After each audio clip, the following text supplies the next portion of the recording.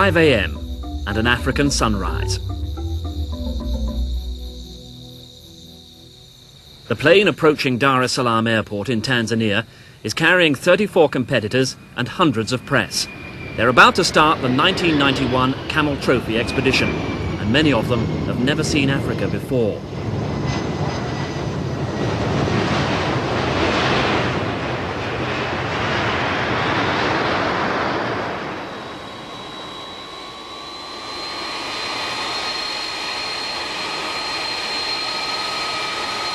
For the local population of this bustling East African state, there's wonderment too.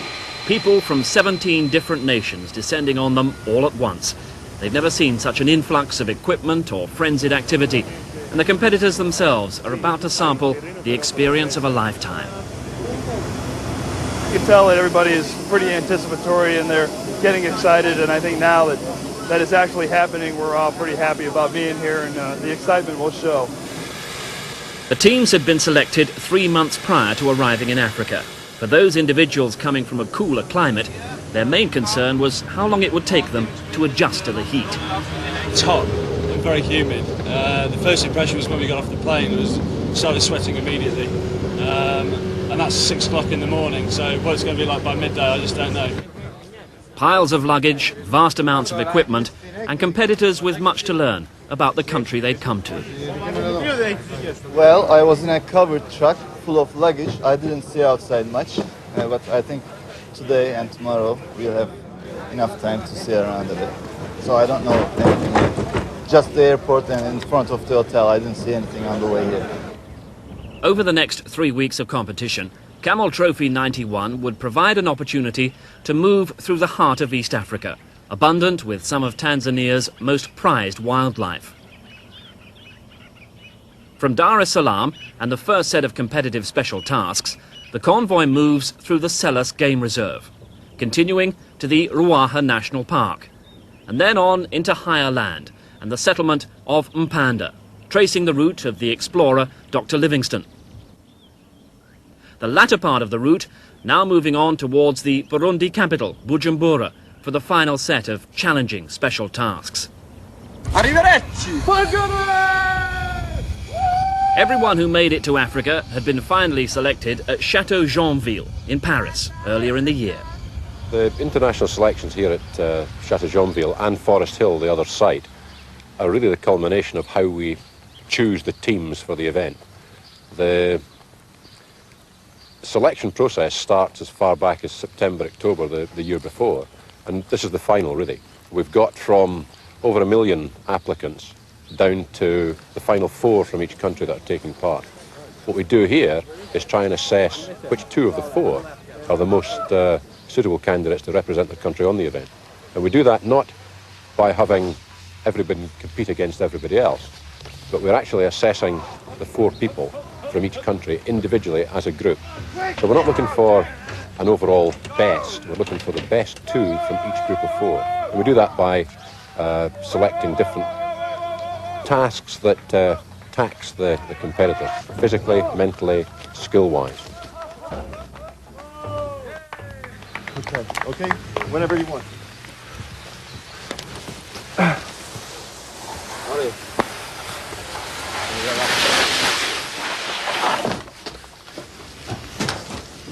A variety of physical fitness tests are designed to develop individual and team spirit in preparation for any eventuality. Oh, come on! Come on! Run it out, run it out. Come on, Urban, bring it home now. I've done it, and I feel good. And now that I've slowed down some, I can help my teammates, make them feel good, because you know it's almost done for them, and they're tired. I know they're tired, so I can tell them come on and go, and it's good. You know, it builds team spirit, and that's what we're here for. Keep it going, keep it going. Still going downhill, come on. Well done, Tim, keep it going. You've got to really concentrate if you don't get through, as was the case for me last year. If you don't get through, you've got to concentrate and support the 2 guys that are actually going to go, to get them to a standard where they can hopefully go out and win the trophy. Whoa! Whoa! Agility, initiative and team spirit are all put to the test whilst being assessed. So the last person to get the log all the way over, pass the log over. And that's what you're sitting on it? Yes. Okay. Yes, we must sing it. I don't know the swing. Number 2. Put that piece of tree through the tire, and to pull it here to the ground and cross it over. If 2 people are here, they can pull the rope, so the other can come down on the rope hanging by the rope. That will be the way. Hey, time's up, boys. Sorry. Over. Right, these guys have had a full day. They've had at least an hour's sleep. I've got other plans for them, all right? I'm just going to blow my whistle, and we're going to go in there and get them out.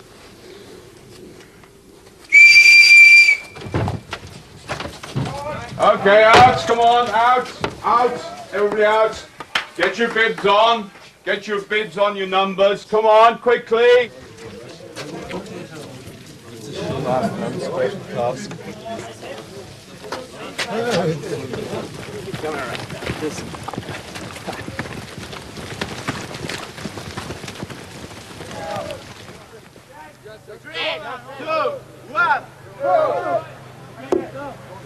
It's not sadistic, it's necessary. Nighttime tasks are always part of the proving ground for the Camel Trophy competitor. With many bridges to cross and little sleep on the way, teams have to be ready to be pushed to the limit. Working together is vital, but it's only natural that individuals begin to appear with leadership skills. If that wheel don't take it, it has to be go back. Go look. Over and help him. And now he's puts his neck. The level of energy that's been put into this event by everyone amazes me every time I see it, but this year more than ever. And it's from everyone involved. The candidates for sure, because they know this is their last chance to go on Camel Trophy 91, but the staff, the organization, tremendous amount of commitment, enthusiasm, and I think it's evident in the success we've seen this weekend. The almost fairy tale setting of Eastner Castle was the next stop for the 34 chosen finalists to be trained in the skills of 4x4 driving. For some, it was the first time in the Land Rover Discovery. Well, I think it'd be fair to say that these guys have come through quite a torturous few weeks, and they've still got more to do. And the object of the exercise of attending this particular event is to refresh the memories more than anything else. And add on to that a little bit more stricter training, so that when they do leave us, we can hopefully have some restful nights, you know, rather than restless nights thinking that they may be getting into difficulties. Mud, treacherous tracks and unknown terrain are everyday Camel Trophy driving conditions. This is where training and driving skills are put to the test before this Land Rover Discovery not only becomes a means of transport, but also a home.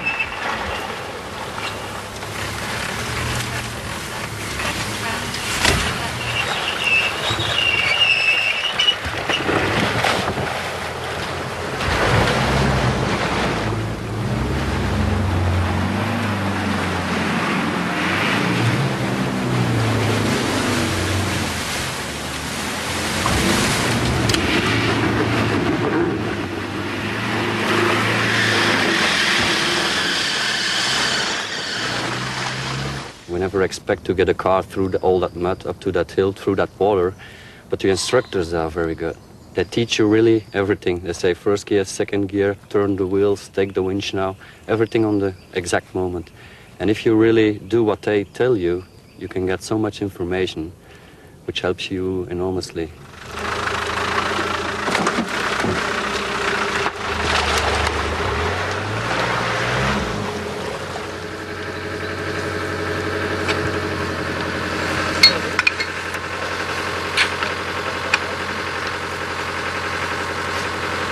Motorway in the front, so you can get it on the yellow ring on the front of the vehicle.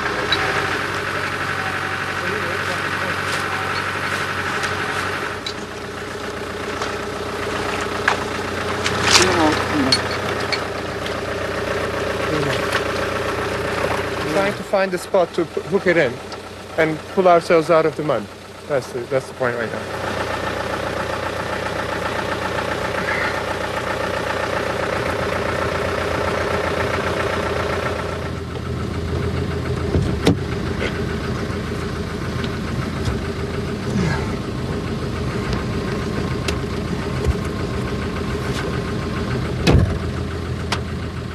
Working as a unit, the driver and navigator are able to coordinate the winching techniques to pull the Discovery out of almost any mud hole.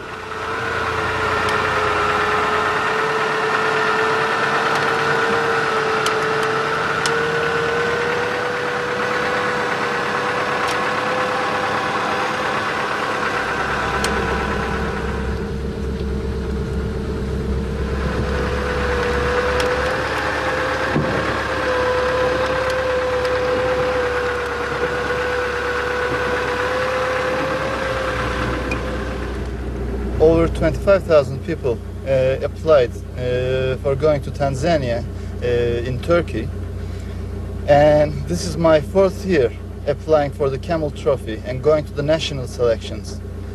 I've made it to the last 4, and I went to the Canary Islands for the international selections, but I didn't make it that year. So this is my 4th year, and I'm very glad I qualified to go to Tanzania this year.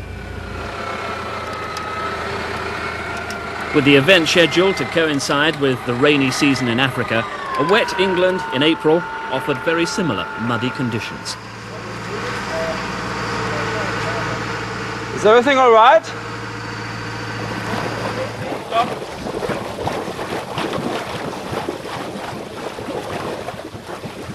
I think the rainy season is just beginning, and the first way we have to take is through a national park, and I read in a book that it's not passable during the rainy season, so I think that's just the right terrain for a Camel Trophy.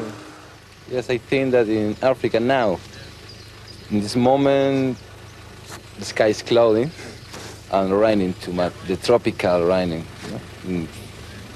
About 10 minutes, 15 minutes, only raining. I think that is no problem.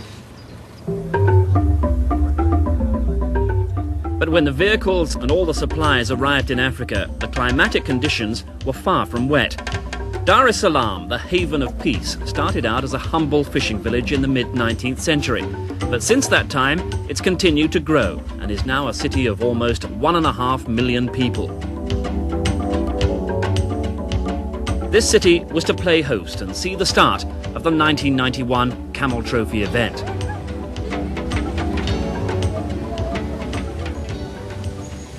The competitors' vehicles and the support vehicles lined up in CMC Motors, the local Land Rover dealer, for final preparation prior to the start. 1991 was the second year that the Land Rover Discovery was to be used.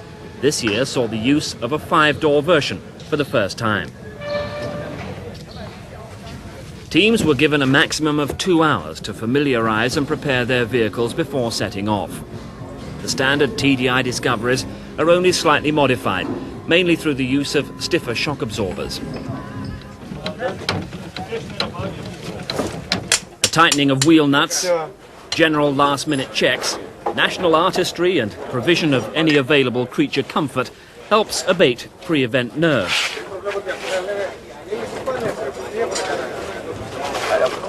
It's time to check the toolkit, check and recheck the winch.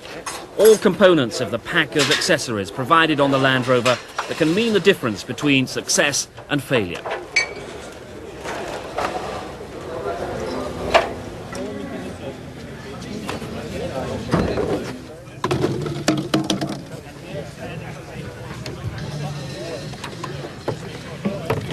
Competing in such heat requires large quantities of water. The teams stock up, but these supplies would only last the first few days. We got a pump filter with us, and we got special drops to make the water clean. That should be enough. 1.5 liter bottles, 92 bottles, yeah. We're going to carry about 45 litres in all, which we're probably going to need to replace every 2 days. Because of them, I mean, as you can see, the sweat will pour out until we get more acclimatised. So we're probably going to be drinking in the region of 4 to 6 litres of water a day per person. Keeping luggage to a minimum and utilising the maximum space from the vehicle, the two-man teams were ready to pit their skills for this great adventure and finally test their strength and their courage against the elements. And with such a large international sporting event taking place on Tanzanian soil, the government lent every support possible. The colourful national send-off was extended to the start of Camel Trophy Tanzania-Burundi 1991. The police band, dancers and even snake dancers performed in front of an audience of ambassadors and dignitaries from 14 nations and media from around the world.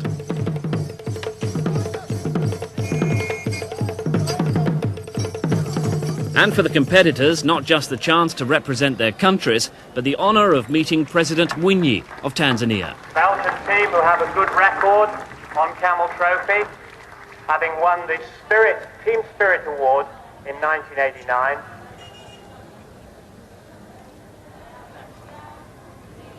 Thank you, Belgium, as I say. These young men proudly represent their nation.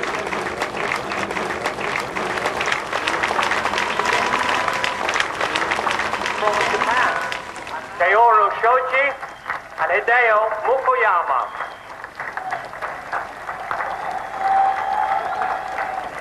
I've got lots of supporters here today.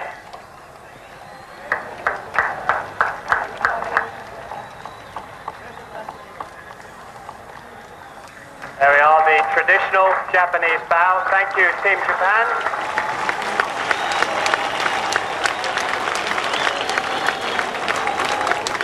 Poland, Vladimir Nakaruk and Grzegorz Kowalski. The Polish team entered Camel Trophy for the first time, just as Russia had done the year before. The enthusiasm of the Poles overflowed as 25,000 applied for the 2 solitary places on the Polish team. A 39-year-old university professor and a 27-year-old student finally made the grade. His Excellency President Mwinyi of Tanzania endured the searing heat to flag off the 29 vehicles. 8 months' work for the management team was ending, and the day and a half of preparation, celebrations, dinners and official engagements for the competitors was finally over, and the event was at last underway. The long convoy trailed out of Dar es Salaam past an estimated 500,000 people. And for the teams, the amazing size and enthusiasm of the crowds lining the street en masse from the city was to make a lasting impression.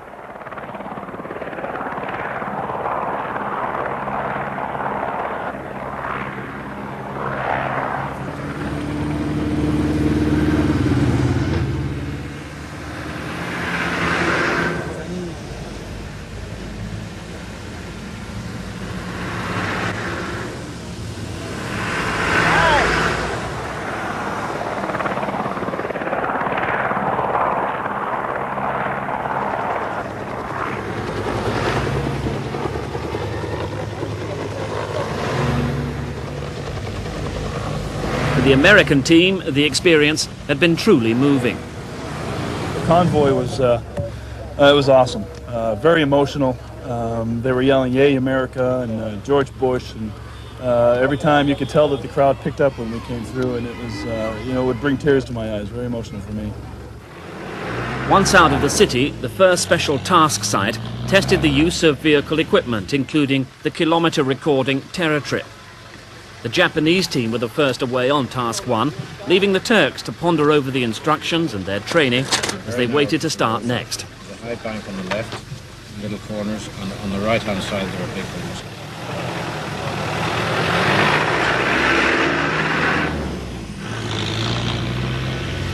Number 601. Watch out for 3 big holes on it right there. Yeah, right there. There's 1. There's 2. There's a 3rd one right here. Here we go.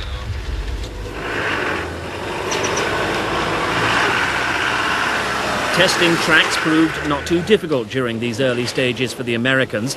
The Poles, however, following a similar line, found some surprising ruts at the top of one of the first crests.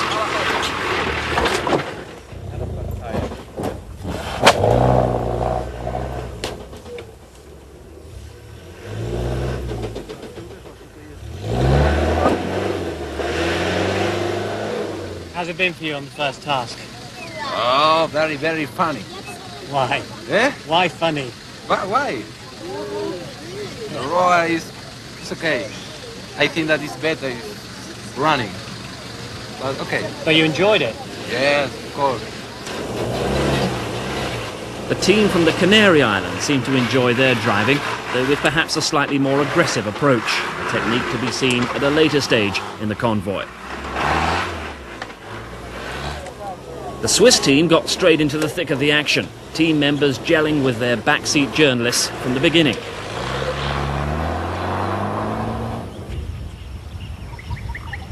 This navigation and terror trip exercise is not about speed, but about covering set distances at steady average speeds, taxing nonetheless.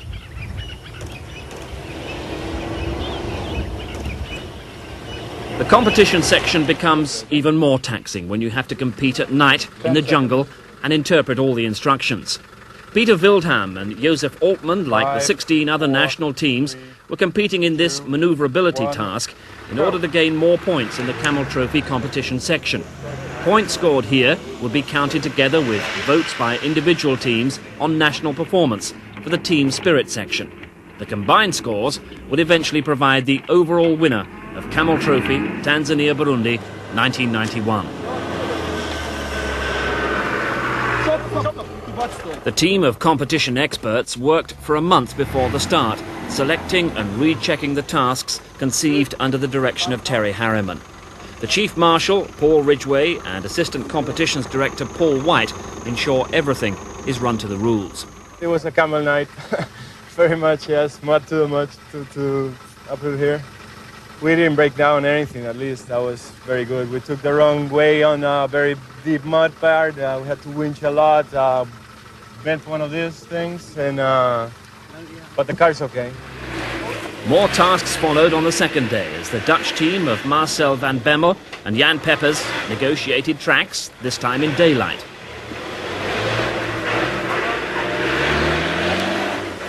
The French duo of Jean-Pierre Chautagna and Jérôme Krief was settling down nicely into the pattern of special task aptitude as the journalists applauded their manoeuvres.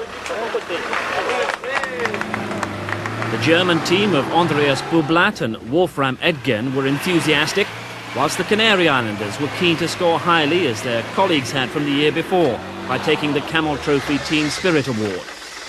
The Swiss, Kara and Krebs continued to perform smoothly, the mode of communication in the vehicle being English. And the Greeks were enjoying the task as Thanasis Papadimitrou and Thanasis Chundras showed, just managing to stop at the checkpoint. Over-enthusiasm got the better of the Yugoslavs on their country's second ever entry into the Camel Trophy. Everything is okay? Roman, okay? Give your hand, give your hand. Okay, take a door. Okay. Cars on their side aren't particularly unusual, pretty unusual on special tasks actually. Unfortunately a case of too much haste and not enough speed. The guys are still excited, still fired up, and they're tending to panic a little bit. I mean, there's no damage, there's nobody hurt. Okay, Doc.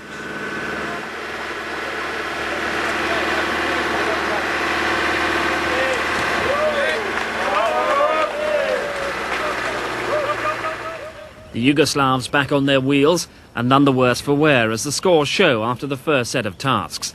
Turkey ahead with 92 points, and in second place Austria on 87, Great Britain in third on 81, and there they are, Yugoslavia in fourth place on 70 points, and in fifth position it's the Dutch with 64. We didn't expect such a result. I mean, our actual aim was to be in the first five, and we did stick to that objective. I mean, what happened is we were in the first five all the time, and other teams pushed us to the front.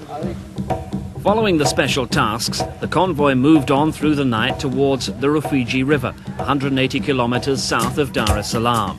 The Land Rovers had taken a pounding, particularly the Japanese Discovery, which broke a track rod, and of course the Yugoslav car, although both were now running perfectly. Already the teams were short of sleep, just a couple of hours snatched in the last 56. And then, in deep black sticky cotton, 20 kilometers south of Mango, the convoy was held back. Then the first bridging began, as Britain's Andrew Street disappeared backwards as he guided a vehicle in the dark. You all right, boy? Yeah, it's all right. It's okay. It's gone. Don't die on me. Is it in? It's a pain. It's a pain. I'll give you a cigarette back. It's everything will be okay. I stepped back and tripped over the log that was on the floor and fell down the hole. As I fell backwards, I tried to grab hold of something and dislocated my shoulder on the way down. It's not uncommon. I do it quite a lot playing rugby, and I know how to put it back in. It's not a problem. Heavy rain during the previous night and throughout the day produced treacherous conditions along the rising ground in the south. Back into action within minutes, Street and the rest of the teams were busy in the dark trying to negotiate the heavy workshop driven by Paul Gunn over the ladders. The makeshift bridge nearly disintegrating under the sheer weight of the heavily laden but vital vehicle.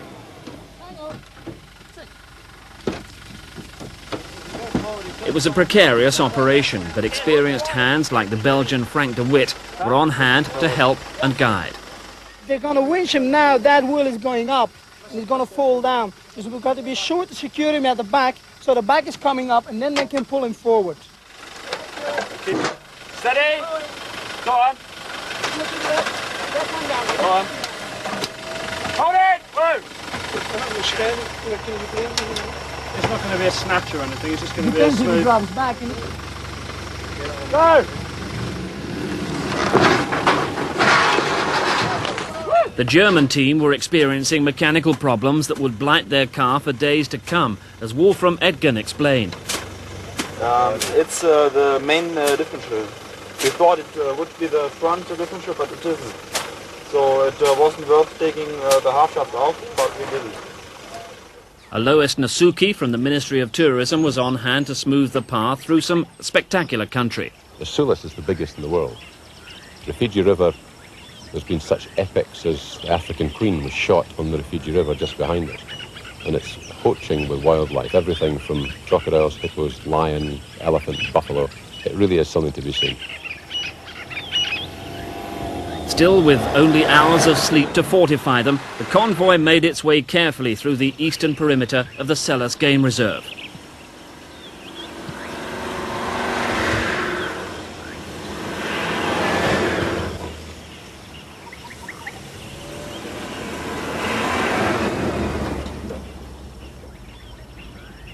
Running for part of the way with the Rufiji River alongside, the wildlife reserve held precious sights for those lucky enough not to disturb the animals with the noise of the engines. Giraffe, wildebeest and gazelle were all spotted by the teams and added spice to the already adventurous start made on the event. The country, the trees, the mountains, all is beautiful, colorful and full of life, and I feel pretty happy with all people and going on and on, driving and trying to get out of the troubles and stumbles, scars and all those stuff. The Canary Islanders, Alejandro Montes de Oca Marrero and Clemente Jimenez Lopez, towards the back of the convoy, could confirm that the tracks had worsened. The previous day had remained peaceful, but by nightfall there were horrors every bit as bad as the night before. Heavy rains had fallen on the high northern ground, making established tracks extremely difficult. The Italians, Emilio Previtali, a 24-year-old physical education student from Bergamo, and the next Carabinieri official, Carlo Rinaldi, now a salesman from Florence, confirmed the road's quality as they slogged on through the mud. It wasn't quite up to Julius Caesar's standards.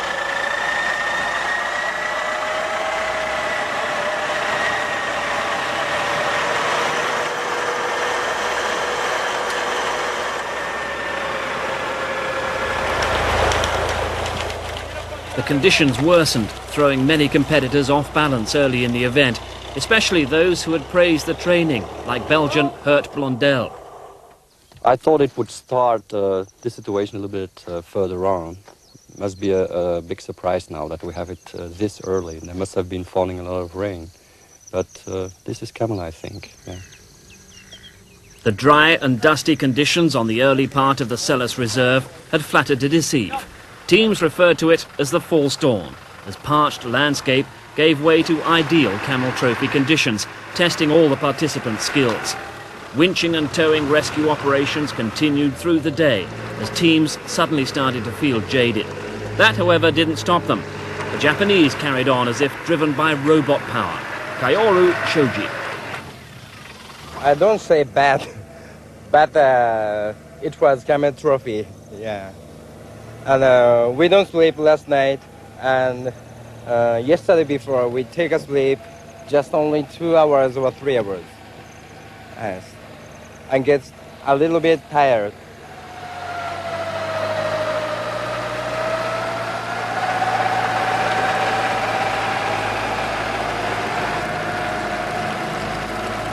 Great start to Camel Trophy 1991 because the conditions have changed so much. It's got so wet when we thought it was going to be dry. It's bogged everybody down. It's made it really tough.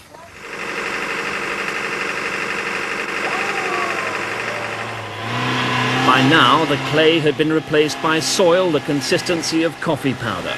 Mixed with frequent showers, it became quicksand, which slowed man and machine dramatically. Progress was blunted. 3 kilometers per hour was a good rate as the Germans struggled on with no centre diff and no winch. The Spanish helped them, but by early evening not only was the convoy split into 2 groups, but they all collectively faced another night without sleep and solid work. The teams laboriously laid sand ladders across long bogs, working until sunup, inching their way forward as half a metre of sand tracks were laid, pulled up and laid again to take 4 team vehicles across at a time. As the first heat hit them, so did the realisation that water stocks were low, but the clearer streams eluded them. Now they had to filter the water their Land Rovers had just driven through. Possiamo anche far così?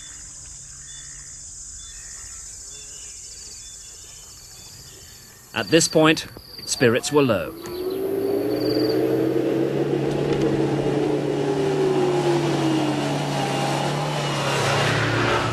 One thing spurred them on. Once the vehicles found solid ground, the teams could put kilometers under their belts, like the Japanese here.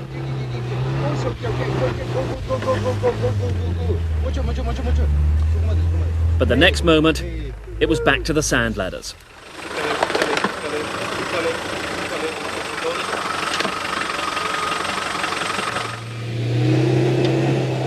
But if you could make it under your own steam, what a great feeling, especially for your trusty machine, as Irvin Kara related. It's a good car. I start to like that car.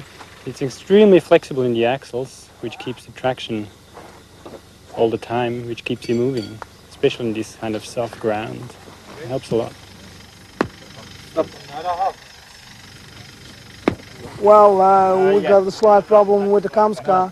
He ran out of clutch, and if there's one vehicle we really need, it's the communication car, because that's only rely with the outer world.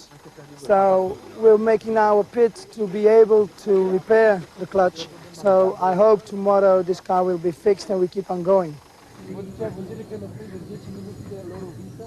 Whilst the clutch was repaired, there were further problems at the tail. The workshop, together with volunteers Poland and Belgium, waited with Germany for its new diff to be delivered by air at a small clearing. They were to wait nearly 3 days. Our job today is to try and motivate everybody to go through the night and possibly tomorrow night as well, otherwise we're not going to make it. I mean, there'll be a great sense of achievement when we do, but that is the current situation. Strain on men, strain on the machinery, but we think we can keep it all going. After 16 hours in one swamp, the convoy was now split into 4 distinct groups, but at least the communications car was running again with its new clutch and back in river-beating form.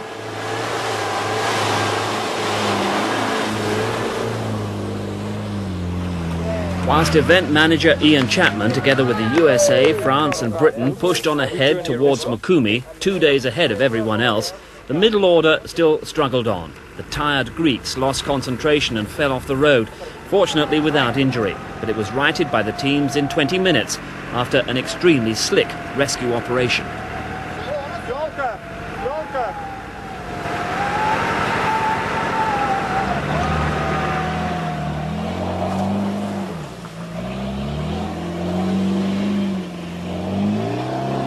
Ian is in fact working day and night in Mikumi, where they've got a relay station. In other words, the brains of the operation, the HQ there, and he's running things from there.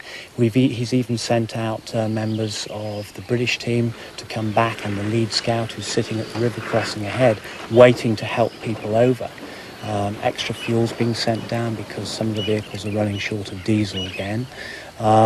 And Ian has given me the programme for the route, which will change after we regroup from Mikumi.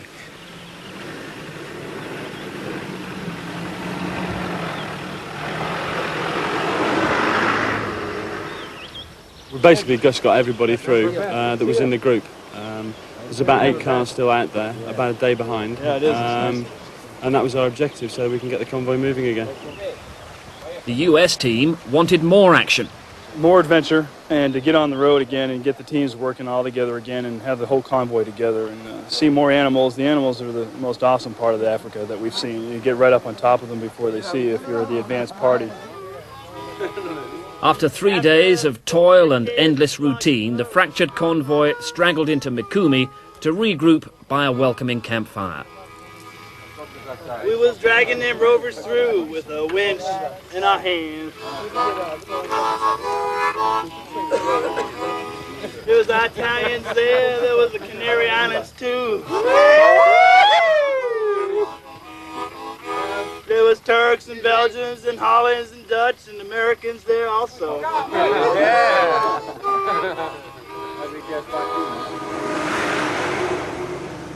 On day 11 of Camel Trophy, 23 cars set off from Mikumi by highway, the crews having enjoyed their first proper meal and sleep since Dar es Salaam. Where we are right now is at Iringa, which is probably 2/5 of the way through the route. The last 150 kilometres has been quite good because we've been on the main road from Mikumi. The last time we saw you, as you say, was in the safari park, on safari, in the sun, in the reasonably dry going, and since then we had a minor problem on the road. There was a lot of mud, there's a lot of holes, and it's taken us a bit longer to get through the Kisaki-Mikumi stretch than we anticipated. But it's been good fun. I think most of the guys have enjoyed it. The hardware you can see is suffering a wee bit, but there again, it's most of it's cosmetic. We've still got about 1,200 kilometres to go. The road over here is blocked, so we're going to have to make an unscheduled detour, but keep watching, it's going to get better.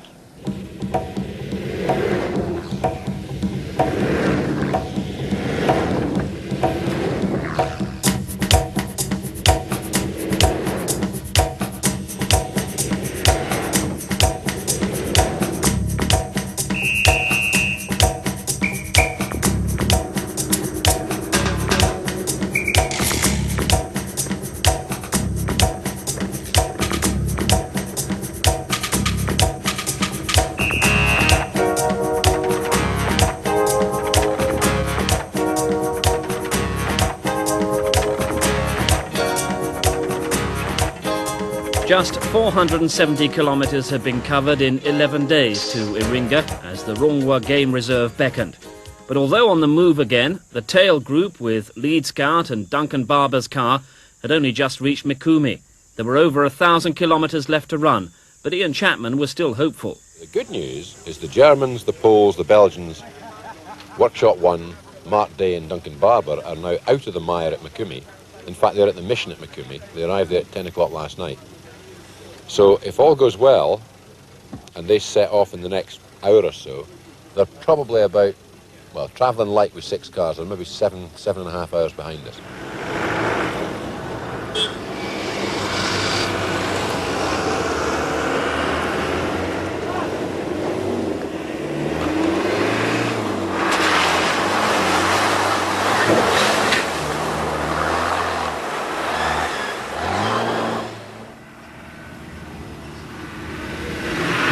So the organisers and teams were happy with the prospect of regrouping, and here were executing a safe water crossing.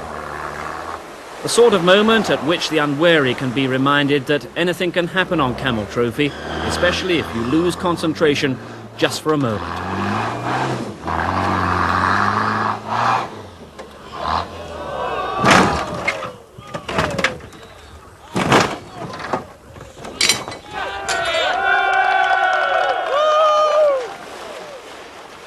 The cheers turned to concern as Ian Chapman rushed forward to the day's crew. Luckily, it was just stitches for Marcel van Bemmel.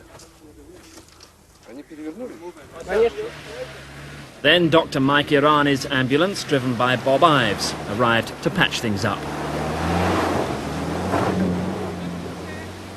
At least it went back and it feels almost as good as you. Well, almost. Get it. You okay? You okay? My nose is loose. The Japanese showed the correct route, but afterwards Marcel talked us through the accident. A little bit to the right, but it's a little sledding to the right. So it keeps sledding, so there was nothing big. And when you steer to the left, it goes all ways, so I tried to steer to the right, just to go that way, but it's a little bit two more degrees, so it fell off. No way. We're not breaking any We're not breaking this, mate. You...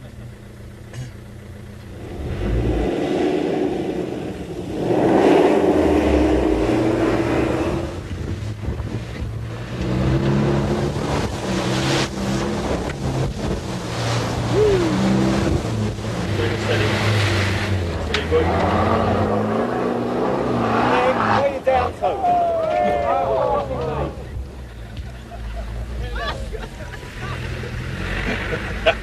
Give me 5!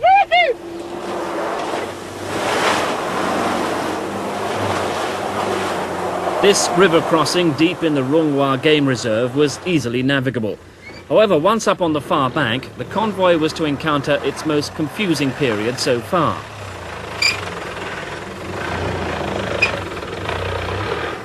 Piano piano, Emilio.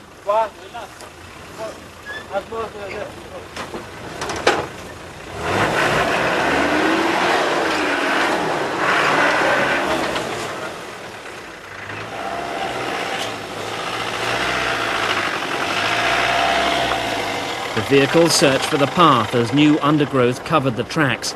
Progress was thwarted yet again as route plotting took precedence, and Ian Chapman called a summit meeting to explain the predicament. It's like a needle in a haystack. However, we know the lie of the ground, we know the topography. We're going to pack up now and we're going to set off at first light. There's a river just over the back here, well, a river bed. And when we strike that, turn to the right, which is northwest, and eventually that should bring us out in some of the feeder tracks in the game reserve further north, I hope. Ах ты песня, песенка девичья, ты лети за ясный солнцем след, и бойцу на дальнем пограничье от подруг передай привет. At camp on the 12th night of the convoy, spirits were lifted as twinkling lights heralded the arrival of the tail end Charlies. Germany, Poland and Belgium, together with their unsung hero escorts. It was quite a hard job, but now we are very happy to arrive here, and all the people are here from the other teams, and they look so happy, and that's the reason why we are happy too. The Belgians' reward for bringing up the rear was to trailblaze at the front, but long grass still obscured old tracks and thorns provided plenty of punctures as the route finding continued unabated. Yeah, but you went completely to the left side, so you have to go straight. Yeah. Oh, it's only this one? This one is good to follow. This Yeah, I think we should follow the way we were going. Yeah, because it went very fast. And maybe from... Having made up nearly 4 of the 6 days' delay to the schedule by travelling day and night, the convoy were about to lose the momentum in the maze of Rongwa Reserve tracks.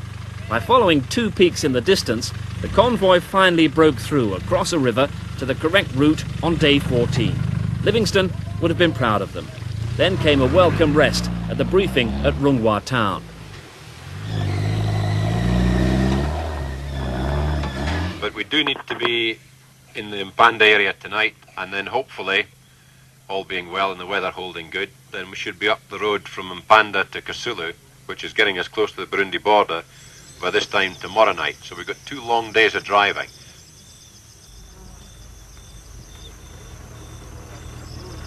But 2 long days of driving were interrupted by an unscheduled 1-kilometre-long swamp. 12 hours of painful progress further sapped the strength of the weary competitors, as Ian Chapman himself took charge of the morale-breaking exercise. Well, we thought we'd left the worst of the ground behind us, and we had to a large extent. But Sod's Law comes into operation, and the very last stretch of black cotton was pretty wet in the middle, and it extended to 1 kilometre eventually. So the first car got through that around 3:30 yesterday afternoon. And the last one didn't get through until about 4:45 this morning, so that was about 12 hours to get the 29 cars through that. Feeling a bit sleepy, and he's just dropped off with the wheel and careered off into the edge of the fields. Obviously, you know, the guys have been under a lot of pressure over the last few days, and with it, you know, having worked all night last night, you know, tiredness is setting in. It's getting towards the end of the event, but they should be taking more care about this sort of thing. The first sign of feeling tired, they should swap over with someone else. 36 hours of continuous driving produced inevitable results. The shattered Polish team left the road, but regained it intact thanks to a tow. They resumed the drive with the rest of the convoy to Mpanda and on to Kasulu, a further 284 kilometres away.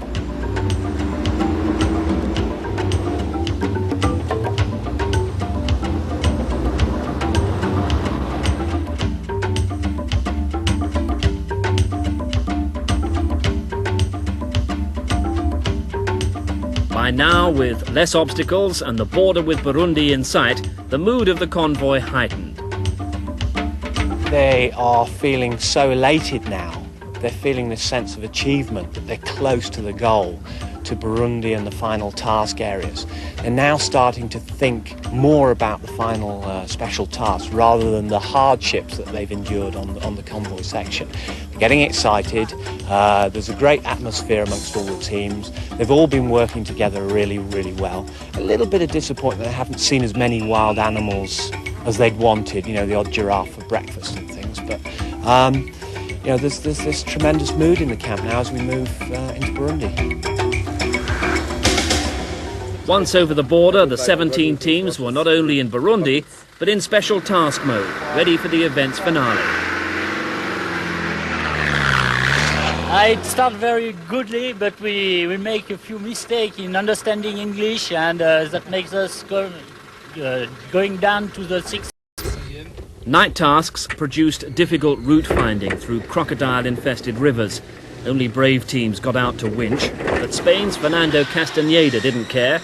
The helicopter pilot from Madrid and his team, they were happy because their original immobile car had been swapped with Duncan Barber's, so they could complete the tasks. Well, there was a very nice detail on the organization part. They lended us the event coordinator, Duncan Barber's car.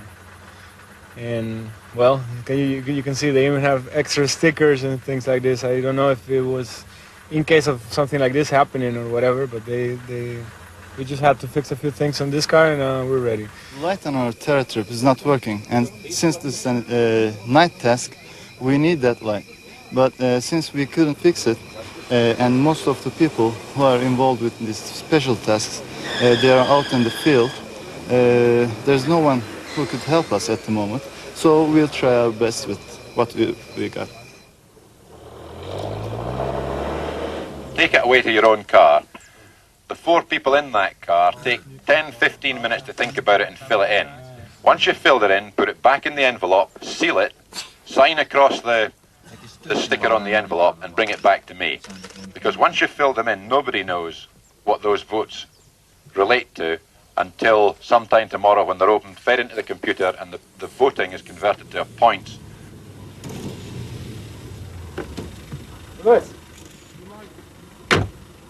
This year, the overall Camel Trophy would be awarded on the basis of points accumulated in the special tasks, plus those gained from the team spirit voting. But but with a bias in the computation towards general team spirit shown during the event. And competitors required spirit for Task K, especially as the normally very agreeable Tony Carrette of Belgium ran 4 kilometres instead of the prescribed 1.5. By the time he'd swapped with driver Blondel, he was totally confused. Not so Emilio Previtali. After checking the instructions and with compass in hand, he set off at a good pace down the course, where at a set point he was to swap with Carlo Rinaldi, whose turn it was to run and orientate himself. The Italians were fourth on this task. The last two tasks put the emphasis back on driving. Each crew and their journalists were allowed to walk the course first around a very tough manoeuvrability track that called not just for accuracy, but agility too.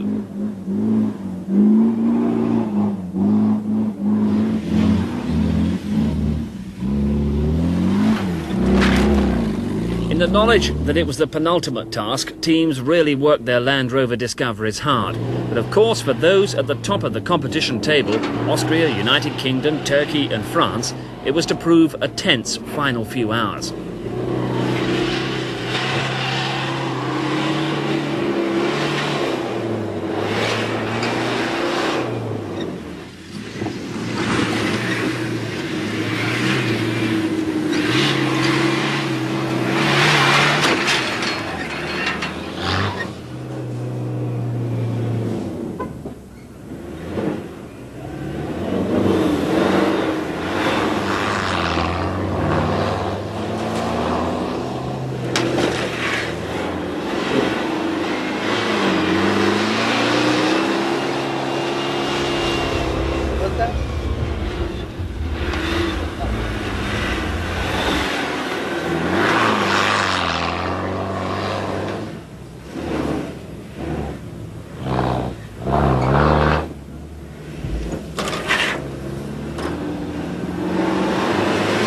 Having been on convoy together with just the jungle and animals for company, teams were playing out the final act in front of an appreciative media audience, and some just played to the cameras.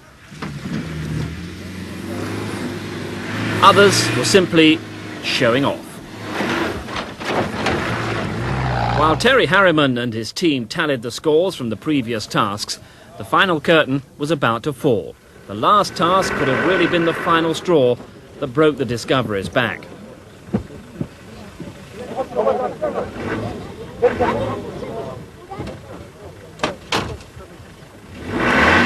The French managed to fly with style and keep up their fight in the competition section.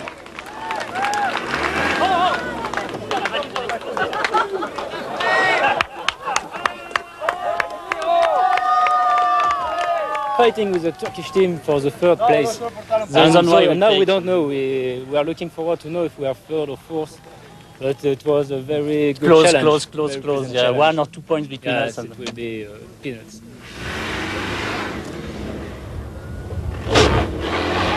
The British team of Street and Dre were fighting for first place in the Camel Trophy competition section, but they completed the task too quickly, although Tim Dre wasn't so sure.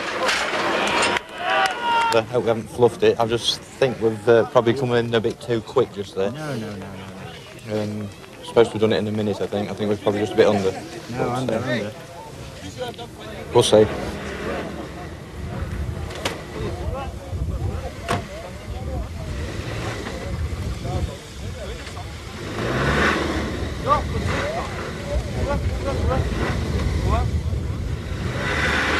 The Austrians, they scaled the mountainous logs with a calculated indifference. They stayed in the target time, whereas the British received a penalty for finishing too quickly.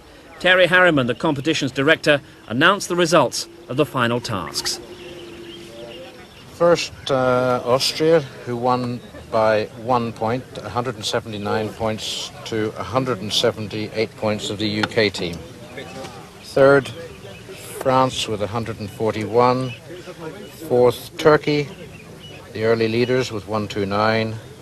And fifth, Yugoslavia with 128. Quite close. An experience you won't forget? No. Yes, I'm quite sure. It is something special anyway. If it is, it could be possible to travel around in these countries on your own, but all the thing together is quite an experience. Congratulations anyway, well done. Thank you, Tony. And the Team Spirit Award. The individual national teams had all voted by scoring secret ballot papers and awarding marks to each of the other 16 competitors, excluding themselves on disciplines such as mechanical aptitude and helpfulness. The result? Turkey with 523, second place Belgium on 464, the Greeks third, the Swiss fourth, and the USA fifth. But the big award for the amalgamation of all the points was still to come. Okay, the winner of Camel Trophy 1991, total points from special tasks and the team spirit vote, the team from Turkey!